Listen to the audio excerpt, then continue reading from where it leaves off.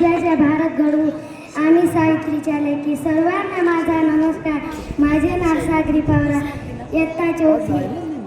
मी सावित्रीबाई फुलेबद्दल दोन शब्द बोलणार आहे. अध्यक्ष महोदय, आदरणीय गुरुजन आणि माझ्या विद्यार्थी मित्र मैत्रिणी, आज 3 जानेवारी भारतातील प्रथम महिला शिक्षिका क्रांतीज्योती सावित्रीबाई फुले यांचा जन्मदिवस. 3 जानेवारी 1831 या दिवशी त्यांचा जन्म सातारा जिल्ह्यातील नायगाव येथे झाला.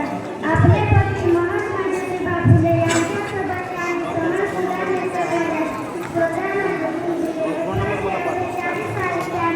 पुण्यात मुलींसाठी पहिली शाळा उभारली. सामाजिक विरुद्ध अन्याय उपमानाला झुगारून देऊन त्यांनी जात आणि लिंगावर आधारित भेदभावाला विरुद्ध केला. विधवा महिलाचे पूर्ण विवाह त्यांनीच महाराष्ट्रात घडवून आणले.